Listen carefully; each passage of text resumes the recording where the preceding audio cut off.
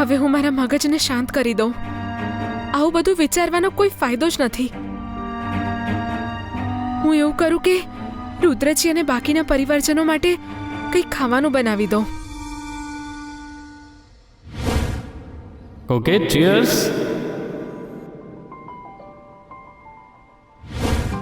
એ દિવસે રુદ્રજીને પાણીપુરી બહુ જ ભાવી હતી. એવું કહેવાય છે કે પતિના મનનો રસ્તો એના પેટમાં થઈને જાય છે. તો હું રુદ્રજી માટે પાણીપુરી બનાવી દઉં તો બની શકે રુદ્રજી મારા હાથની બનેલી પાણીપુરી ખાય તો એ મારા પર થોડો ઓછો ગુસ્સો કરે અને પછી એમની સામે હું મારા મનની વાત કહી શકીશ.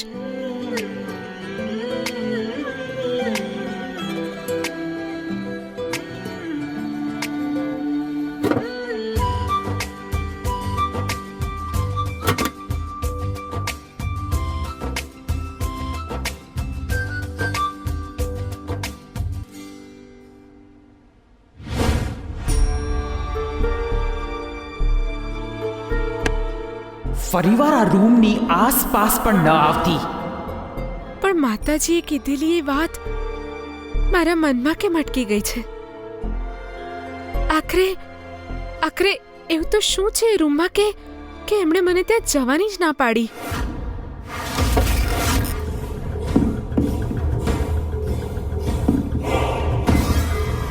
આ એની જાતે કેવી રીતે હલી?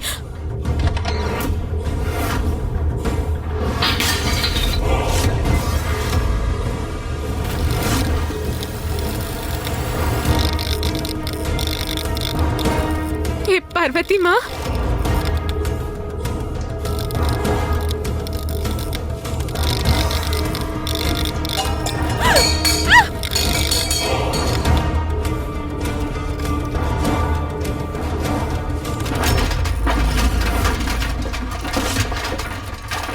પાર્વતી માતા, આ શું થઈ રહ્યું છે?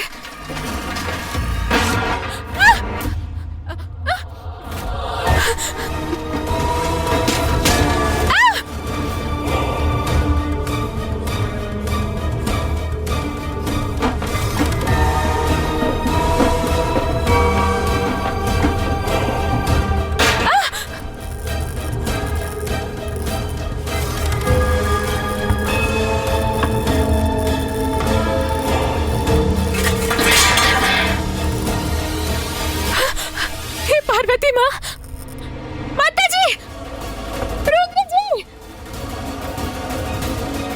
માતાજી ક્યાં છો તમે? રુદ્રજી, રુદ્રજી.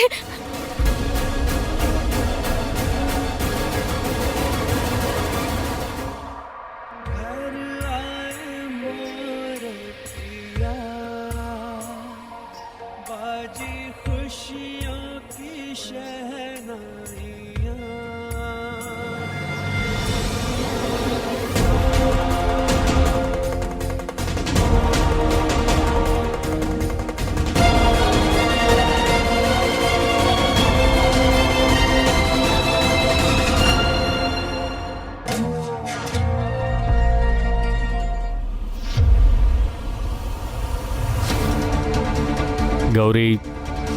ગૌરી, શાંત થઈ જા.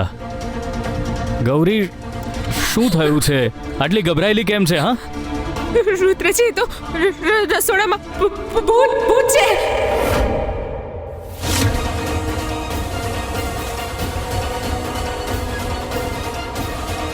ત્યાં ભૂત છે. મેં પોતે જોયું છે રુદ્રજી. વાસણો એની જાતે પડી રહ્યા હતા. ભૂત છે.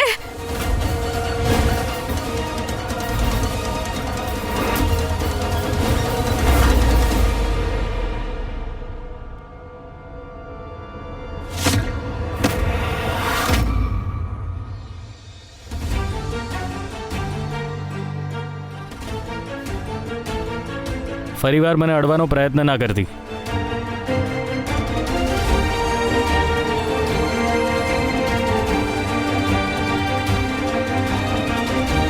તારા આવા ફાલતુ બકવાસ માટે છે ને મારી પાસે ટાઈમ નથી, સમજી? રુદ્ર, જો તો ખરા જરા છોકરી સામે. કેટલી ડરેલી છે, ગભરાયેલી છે.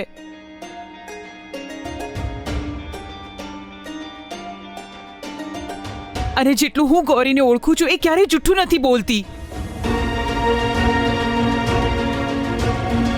ખરો છે ને તું? શું વાત છે બેટા? મને કે શું જોયું તે? ચલ ચલ આવો